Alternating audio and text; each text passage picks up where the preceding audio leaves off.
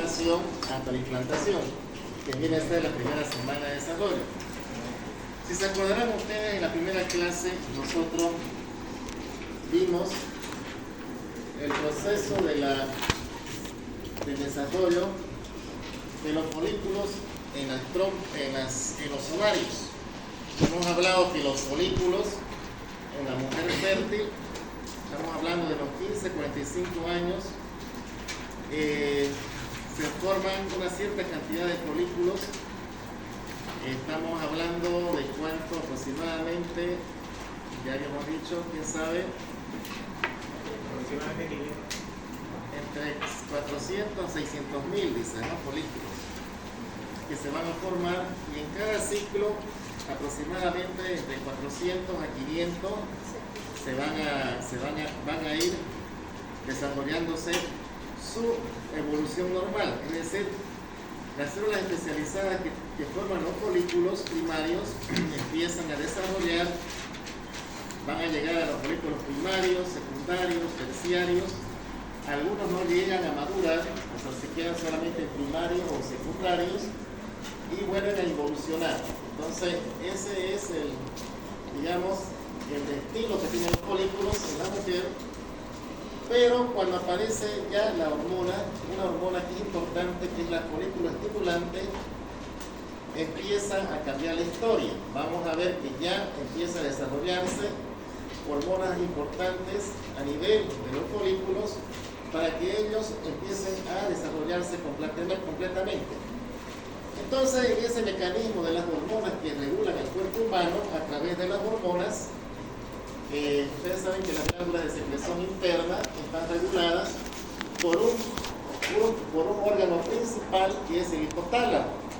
El hipotálamo se encuentra debajo de la masa encefálica, y quien regula al hipotálamo son núcleos grises que se encuentran mucho más arriba, ya en el hipocampo, prácticamente en el cuerpo calloso, y esos núcleos desprenden hormonas liberadoras que estimulan al hipotálamo, o sea, se llaman hormonas estimuladoras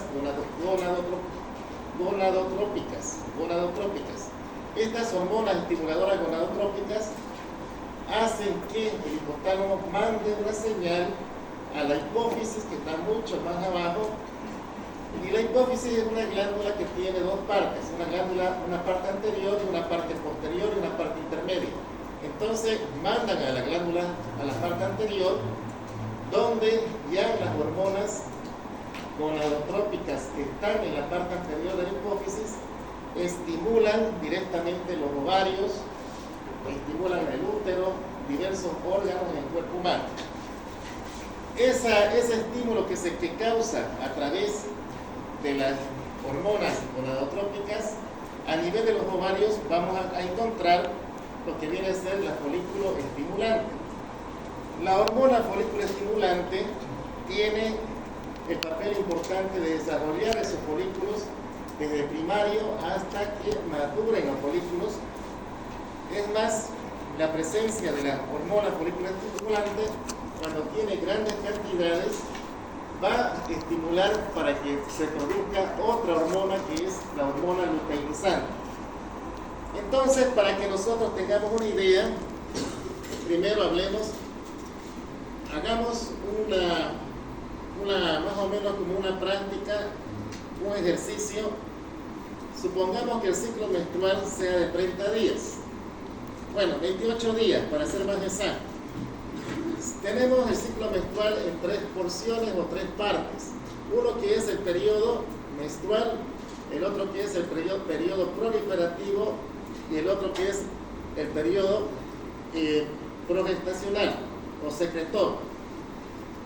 El periodo menstrual, ustedes saben que empieza en el día 1 y más o menos se calcula el día 4 o 5. Puede ser más o menos, estamos haciendo una media.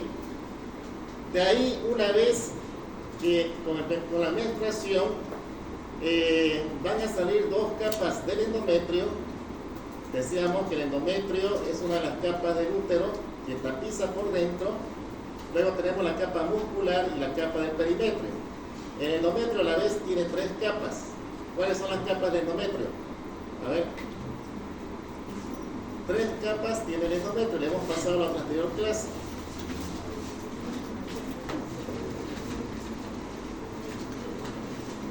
Primero,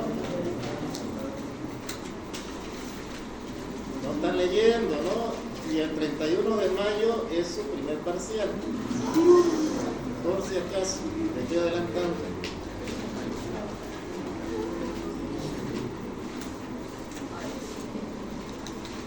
¿Qué más? Está en la última parte de ese capítulo.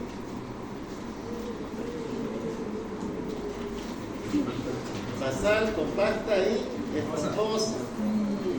La basal es la que se queda porque está cerca a la capa muscular.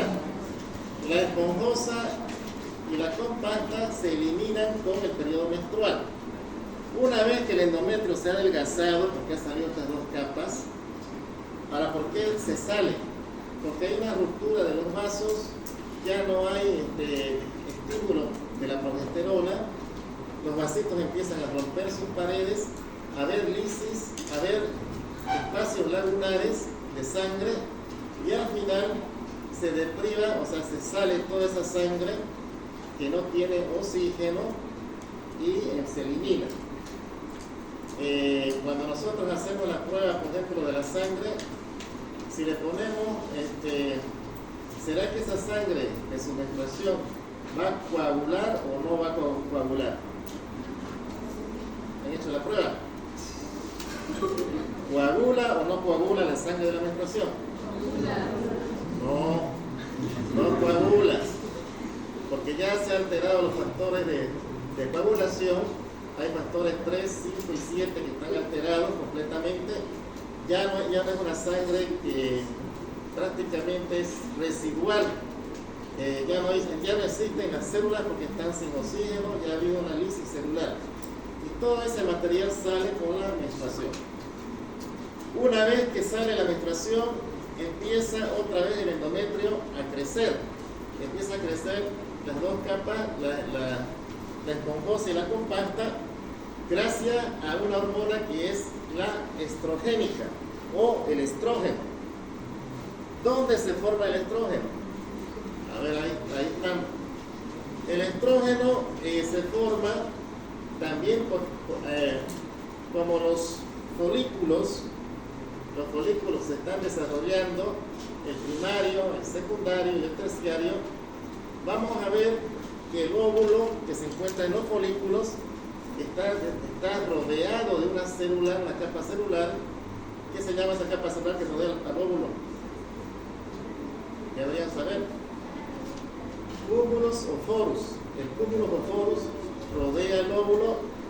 Luego, posteriormente, se llena ese espacio de líquido antral y posteriormente se forma una capa que viene a ser la teca interna y la teca externa. En la teca interna existen células amarillas o granulosas que producen, en la primera, en la teca interna, se produce lo que se llama la testosterona. La testosterona, a la vez, por encima se aromatiza, se convierte en otra sustancia que es el estradiol o estrógenos. Entonces, los estrógenos, una vez que están formados ahí, empiezan a que el endometrio empiece a proliferar. Ya empieza a formar, a desarrollar, a aparecer más glándulas, a aparecer más tejido compacto y más tejido, con la otra capa esponjoso, y empieza a engrosar el endometrio. Hasta llegar, por ejemplo, ya estamos hablando del día 14 de la ovulación, 3 o 4 días de la ovulación. ¿Qué pasa con el estrógeno con la folícula estimulante que está en grandes cantidades? Permite de que la hormona luteinizante empiece a producirse. 3 o 4 días antes de la ovulación ya tenemos la hormona luteinizante en grandes cantidades. Esta hormona luteinizante empieza a actuar sobre los folículos y actúa también sobre estas células amarillas productoras para producir lo que se llama la progesterona. La progesterona ya empieza también a producirse, ambas hormonas se empiezan a elevar y llegan a la ovulación en un nivel lo más alto, las dos hormonas. Luego, pasado de la ovulación hasta el día 28, sería la segunda fase, la fase progestacional o secretora. Vamos a ver que el estrógeno empieza a bajar. Baja el estrógeno, pero la progesterona se mantiene alta durante 5, 6, hasta 4 días antes del día 28. Entonces, ¿para qué se mantiene alta la progesterona? Para que ese endometrio, que ya está engrosado hasta el día de la ovulación, se mantenga grueso, se mantenga secretor, o sea, como su nombre lo dice, secretan glándulas bastante moco, bastante mucina, bastante nutrientes a través de sus glándulas y sus cristas que se encuentran en la mucosa uterina, en la mucosa endometrial, para que en una de sus cristas glandulares se vaya a implantar lo que viene a ser el blastocito, ¿no? Entonces, vamos a ver hasta ahí. Ya dijimos que la progesterona se produce en el folículo también, en su teca interna, y tenemos el estrógeno. Hasta ahí estamos bien. El luteinizante aumenta en cantidades considerables antes de la ovulación, haciendo de que, ¿qué provoca? Provoca de que, aparte de actuar sobre los folículos, también actúa sobre la corteza ovárica. Una vez que el folículo de tercer grado esté en la orilla, fíjense ustedes, de la superficie de la corteza, la hormona luteinizante permite de que ciertas enzimas como la colagenasa, tenemos la fibrinasa, también actúa sobre la capa muscular de la corteza ovárica, que hace que se presente una prominencia, el estigma. ¿Se acuerda que hablamos en la anterior clase? Esa prominencia quiere decir que por ahí va a reventar ese folículo secundario.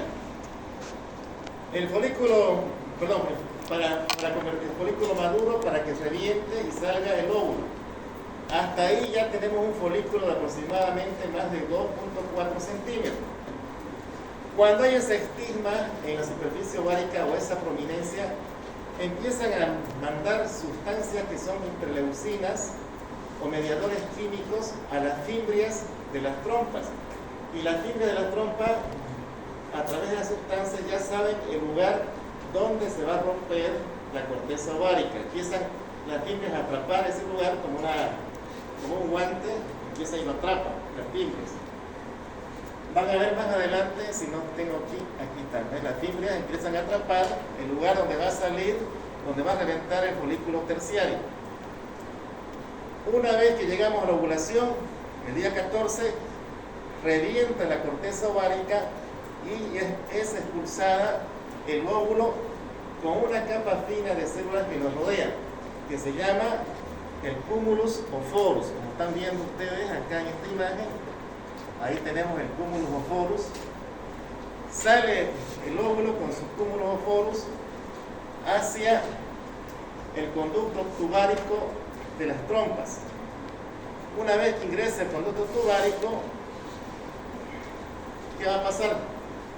¿Cuánto tiempo ustedes creen que el óvulo va a permanecer en el conducto tubárico esperando al espermatozoide? También está en su libro. ¿Cuántos días? Han leído, ¿no? Ahí dice en su libro, de 4 a 6 días pueden permanecer los óvulos y después ser eliminados. Si es que no hay presencia del espermatozoide, se elimina con la menstruación. ¿Qué pasa si se encuentra con el espermatozoide? Se produce el efecto de la fecundación, que es la unión de ambos, el óvulo y el espermatozoide, ya dijimos que es en el tercio externo, 2/3 interno. Y vamos a ver que existen varios procesos para que se pueda presentar.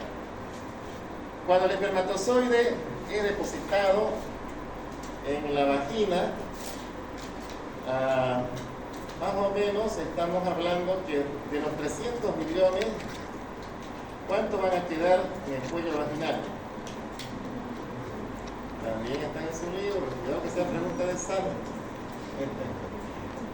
De ahí tienen que atravesar el cuello, el endocérvix, y subir hasta el útero, la cavidad uterina, y de ahí llegar hasta el istmo, que es la intradicta, es la parte más estrecha de las trompas, para llegar al interior de las trompas.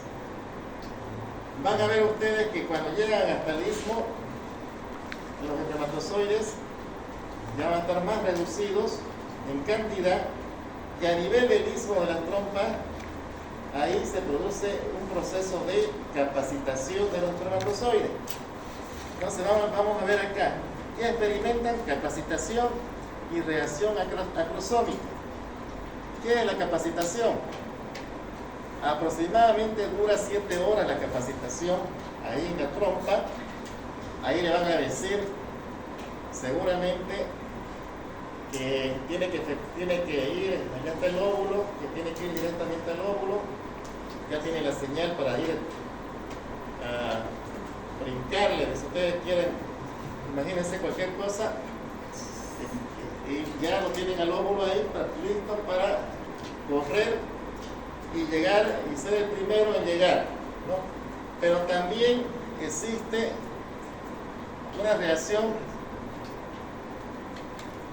vamos a ver aquí vamos a ver una reacción acrosómica. Vamos a ver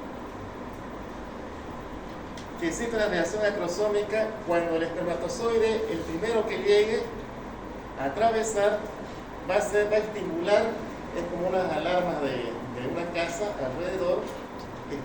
Agarra la alarma, pone su código y ya está, pone el freno a los demás.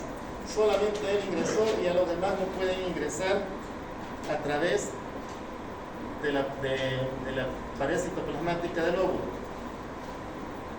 Esa reacción acrosómica se presenta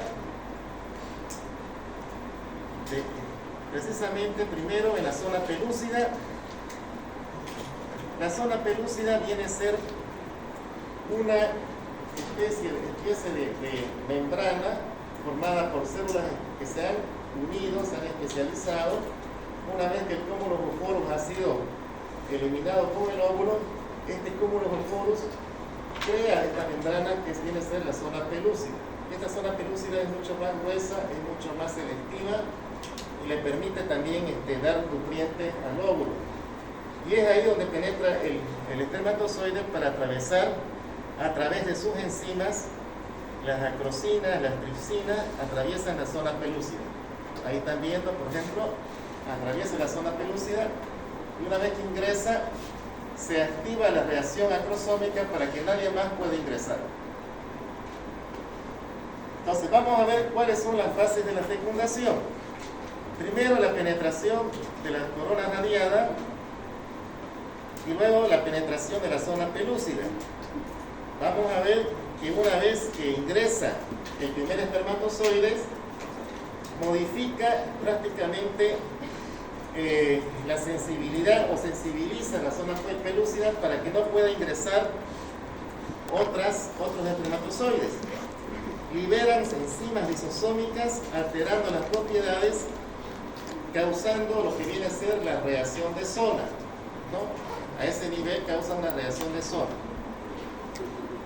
Luego que ha ingresado el espermatozoide, ¿qué pasa con su membrana citoplasmática? ¿Qué pasa con su cola? Prácticamente se va a disolver en la zona pelúcida y solo va a penetrar al citoplasma del óvulo lo que viene a ser el contenido, o sea, la carga genética, la carga cromosómica o pronúcleo masculino, que se llama, para ir directamente a lo que es el citoplasma. A ver, acá también hay que ver otra cosa, vamos a ver más adelante.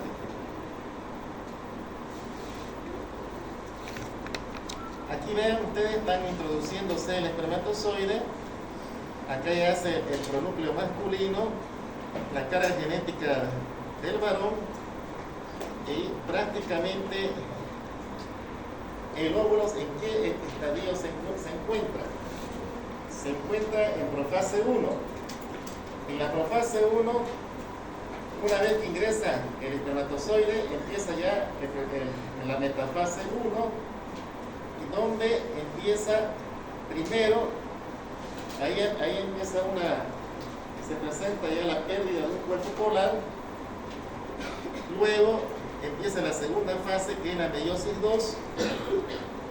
Ya vamos a tener lo que viene a ser el crossing over en la primera fase, en la meiosis 1, y hay intercambio de información.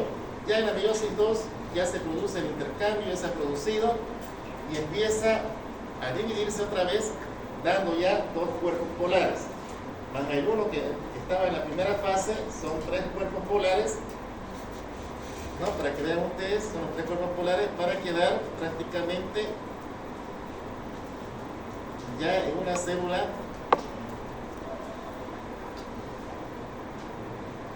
y formar lo que viene a ser 2 células hijas con su carga genética.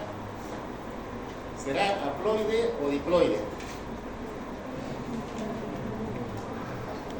Diploide, ya empieza la diploide, o sea, ya tenemos 2 células hijas con carga de 46 cromosomas cada uno. En el proceso cuando hay el crossing over, vamos a ver que el lado femenino tenemos, por decirle, 22X o 2X más Y sería, en este caso sería XY. Estamos hablando de un varón. Tenemos también otros 22 cromosomas más un cromosoma X, tendríamos una mujer, género mujer. Entonces ya se determina el género, y para que vean ustedes, al ingresar la carga masculina genética, quien determina el género en la persona viene a ser el varón, ¿no? Ya es el hombre el que determina, no es la mujer, sino que es el varón que determina si va a ser varoncito o mujercito. Y en ese momento se sabe si es hombre o mujer también. Ya se podrá hacer pruebas genéticas, etcétera, etcétera, ¿no? Después de ese tiempo. Entonces es mentira que digan, porque le echen la culpa a la mujer si nació hombre o nació mujer. Es culpa del varón, porque él es el que da el género.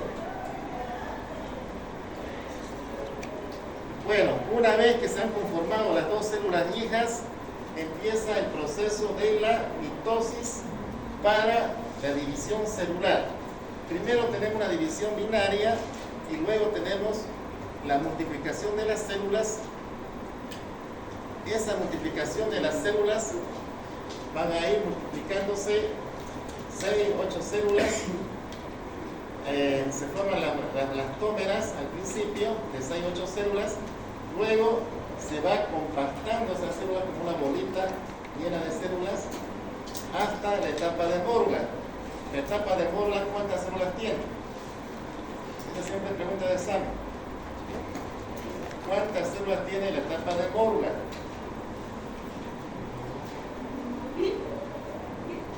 Veo el futuro, lo veo ustedes.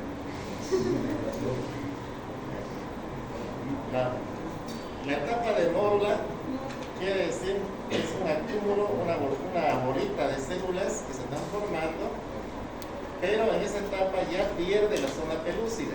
Ahí pierde la zona pelúcida, se queda como un conglomerado de células, pero también tenemos el proceso de la segmentación o compactación. Quiere decir que las células se van uniendo unas con otras, no están dispersas, no se están moviendo las células una con otras, sino están fijas ahí unas con otras, y empieza ya el proceso de, por decirle, si ustedes quieren, se están ubicando las células en lugares que han sido destinados. Por ejemplo, vamos a ver que existe el polo embrionario y el polo abembrionario. Empiezan a polarizarse las células y posteriormente van a empezar a nacer otras capas celulares que vamos a ver más adelante. Bien, acá tenemos reacciones del ovocito. ¿Cuáles serían las reacciones del ovocito? Vamos a ver reacciones de zona que viene a ser la membrana impermeable. Una vez que ya ingresó el espermatozoide, se vuelve impermeable la membrana, se modifica la zona pelúcida, se reanuda la segunda división meiótica, se forma el segundo cuerpo polar y el ovocito definitivo, el núcleo femenino. Vamos a ver que también existen los resultados de la fecundación. ¿Cuál sería el restablecimiento del número diploide de cromosomas? Es decir, 46 cromosomas. Determinar el género del nuevo ser y el inicio de la segmentación o división celular. Como ven ustedes, acá tenemos la división celular. Una vez que ya ha sucedido la fecundación, empieza ya la división celular. Cuando se une el óvulo y el espermatozoide se llama huevo cigoto. Después se forma la blastómera y posteriormente va dividiéndose, se va compactando hasta llegar a la etapa de mórula. Le pregunté cuántas células son. 16 células en la etapa de mórula. Vean ahí está la etapa de mórula. A ver, atiendan ahí. Una vez que se forma la etapa de mórula, cierren la puerta, por favor. Se forma la etapa de mórula, se va compactando, ya les decía, como una pelotita de muchas células, y luego va a introducirse al interior de la cavidad uterina. En la cavidad uterina tenemos las paredes laterales del útero, tenemos el fondo, tenemos el cuello. El mejor lugar donde se implanta son las paredes laterales. Se dice que más es en la pared anterior que posterior. Entonces, cuando se implanta, ya sea, puede implantarse a nivel del cuello, quiere decir una implantación baja, puede ser una implantación en el fondo, implantación alta, pero muchas veces ese conglomerado que se está moviendo hacia la cavidad uterina, gracias a que ya hemos hablado de los cilios, ¿no? El transporte de los cilios de la membrana ciliar, o sea, que tiene la mucosa tubárica, tiene cilios que hacen que permite que lo mueva, que lo transporte. Cuando está alterado ese transporte, se puede quedar el conglomerado ya sea en cualquier lugar. Puede quedarse en la trompa, puede quedarse en región ísmica, puede quedarse a nivel ovárico también. Se ha descubierto también a nivel de los intestinos. Ese conglomerado necesita implantarse y va a buscar una glándula en la mucosa y ahí se introduce, empieza a abrirse campo, ahí aparece una capa que se llama las células del citotrofoblasto. Luego aparece estas células de citotrofoblastos, son poliédricas y empiezan a dividirse y dan lugar a una segunda capa externa, las células sincitiotrofoblastos. Estas células sincitiotrofoblastos son las más corrosivas, producen sustancias que producen lisis en los tejidos y empiezan a penetrar, a corroer, a abrirse campo, como se dice, a romper vasos y penetrar al interior de la pared. Si es en la trompa, por ejemplo, va a penetrar ahí, va a buscar vasos, va a romper los vasos y empieza la hemorragia, ¿no? Esa hemorragia que tiene la mujer, pérdida de sangre, se pone anemia, una anemia severa, es una emergencia ginecológica, tiene que ir al hospital para que le puedan sacar la trompa y solucionar el problema. pero muchas veces se implanta a nivel ísmico. ¿Cuál es el istmo? El istmo es la salida de la trompa del útero, la parte más estrecha. Y muchas veces es difícil sacar la trompa y prácticamente detener la hemorragia. Tienen que muchas veces hacer una histerectomía subtotal y en último caso una histerectomía total, o sea, sacar la matriz. ¿Qué pasa si ustedes se sacan una trompa? Dicen algunos por ahí. ¿Tienen pues del otro lado todavía? No, tienen una última oportunidad todavía, que es la otra trompa que la tienen sana. Pero si muchas veces repiten lo mismo, pierden las dos trompas, ¿cuál sería el tratamiento para que puedan tener hijos? La fertilización in vitro. Se puede hacer in vitro todavía, que si no se preocupen de esa parte. Vamos a ver entonces que al entrar a la cavidad uterina, ya no se convierte, ya de mórula pasa a blastocele, se llama blastocele. Vamos a ver si tenemos la imagen más adelante. Bueno, acá tenemos la segmentación, divisiones mestóticas, blastómeras, la compastación que les decía. Acá tenemos la división celular. Acá es lo que les decía, lo que es mórula y su zona pelúcida. Todavía encontramos la zona pelúcida en la mórula. Ahí tenemos la compactación. Vean ustedes, no todo es célula, una pelota de células, sino que también empiezan a haber cavidades adentro.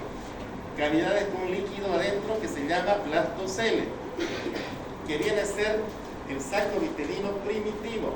Los blastoceles se conforman en el saco vitelino primitivo más adelante. Vamos a ver, aquí lo tenemos. En esa compactación vamos a ver que las células se ubican más en un polo que en el otro. Van a ver ustedes, el polo que se encuentra en contacto con la pared uterina se llamará polo embrionario, y el polo que se encuentra al lado contrario se llama polo abembrionario o tropoblástico. ¿No? Tropoblástico puede ser también el nombre. En el polo embrionario, que es la parte, la masa celular más gruesa, empiezan a formarse una capa que se llama citotropoblasto y luego el sincitio tropoblasto. Vamos a ver. Aquí no está. Aquí vemos. Vean ustedes ahí, allá en la segunda, empieza a formarse el sincitio tropoblasto después del cito, y empieza el sincitio tropoblasto a corroer la pared uterina. Justamente empieza a abrirse campo, pero todo es simultáneo. Mientras se está abriendo campo, ¿qué está pasando en el resto? Se está formando líquido. Ya ahí vemos el blastocele, que va a ser el futuro saco vitelino primitivo. Y toda esa masa celular que están viendo, van a ver que se está viendo de otro color, la parte inferior, y la parte superior tiene otro color. En la segunda semana de desarrollo se caracteriza porque aparecen las dos láminas embrionarias. Eso vamos a ver en la siguiente clase. Ahí ya empieza a formarse las dos láminas embrionarias. Pero ese es el tema de otra clase. El sincitio tropoblasto empieza a corroer la pared uterina y empieza a abrirse cancha, como se dice, meterse adentro. Vean ustedes, empieza a introducirse. Ahí ya no se llama blastocele, se llama blastocito. El blastocito se introduce completamente con todas sus células, se va a introducir, y eso que venga afuera es el endometrio, ¿no? la capa endometrial de células cilíndricas. Células cilíndricas simples, una capa celular. Y una vez que se va introduciendo, a medida que se introduce, van apareciendo transformaciones, van a presentarse muchos cambios dentro del conglomerado o dentro del blastocito, para luego introducirse completamente y quedar como un tapón de fibrina y van a ver ustedes que desaparece, el blastocito se introduce completamente dentro de la pared uterina y queda en ese lugar un abultamiento solamente. Ese abultamiento muchos lo confunden, especialmente los ecógrafos. No tengo acá, pero se lo voy a mostrar.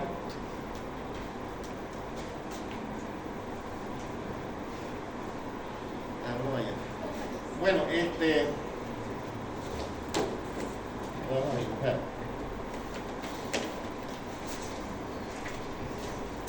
Estamos terminando. O sea, cuando vean, acá está la cavidad uterina. Entonces decíamos que se implanta a este lado, por ejemplo, o a este lado pongamos el ejemplo. Se implantó a este lado. Empieza a introducirse, empieza a crecer adentro y esta zona empieza también a aumentar el tamaño, cosa que queda en la cavidad uterina, queda de esta forma, ¿no? Y acá empieza, más o menos queda así, de esta forma. Todo el blastocito se ha introducido en la pared y este espacio que queda es de la cavidad uterina. Este viene a ser el blastocito. Pero ¿qué pasa con las ecografías que nos llegan? Acá tenemos el blastocito y lo que se ve aquí es el blastocele, la cavidad uterina que se forma, y muchas veces esto tiene forma de, no tiene forma circular, y el ecografista le dice que son gemelos, que son dos. Sin embargo, este es un espacio muerto y este viene a ser el blastocele o saco vitelino. Después de unas 2 semanas, le pide venga a hacer aquí una semana o aquí unos 10 días para hacer otro control, se dan la sorpresa de que es solamente uno y lo quieren pegar al ecografista, ¿no? Quieren enjuiciar. Pero esas son imágenes que van a cambiar en esta fase permanentemente. Ahora es importante, acá por ejemplo, aquí por arriba se forma el citotrofoblasto, luego viene el sincitotrofoblasto, que es el que hace la corrosión, la penetración en la pared uterina. Hasta aquí llegamos nosotros en la primera semana, hasta esta imagen. Van a ver acá la masa celular embrionaria y el polo, que no se forma nada, el polo trofoblástico sería esta parte de acá. En la segunda semana de desarrollo vamos a ver que aquí existen los cambios, pero no solamente ahí, también alrededor de lo que viene a ser alrededor de la membrana del sincitotrofoblasto, porque la membrana externa se llama sincitotrofoblasto, rodea sincitotrofoblasto.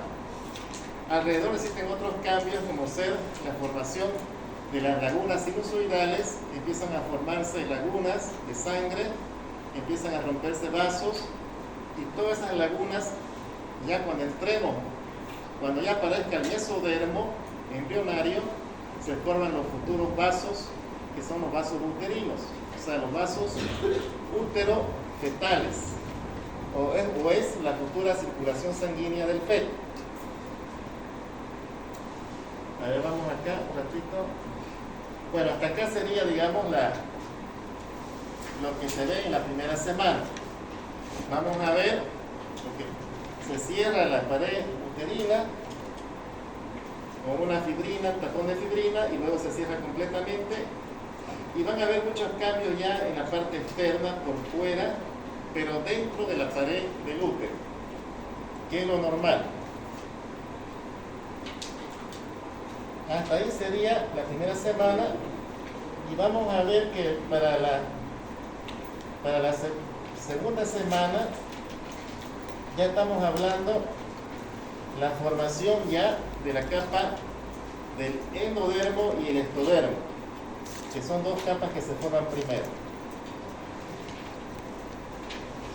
Bueno, está bien claro en su libro, la primera semana, está bien clarísimo, más que el agua, no hay cómo confundirse. Y estoy seguro que en la práctica lo van a repetir, repasar más, la primera semana. ¿Por dónde van en la práctica? Ah, y eso estoy viendo, creo que ya venir mañana, ¿no? Entonces, tienen que avanzar en la práctica, porque si no, se van a retrasar conmigo. Bien, jóvenes, quedamos hasta acá. Pueden retirarse el próximo viernes, la segunda semana de julio.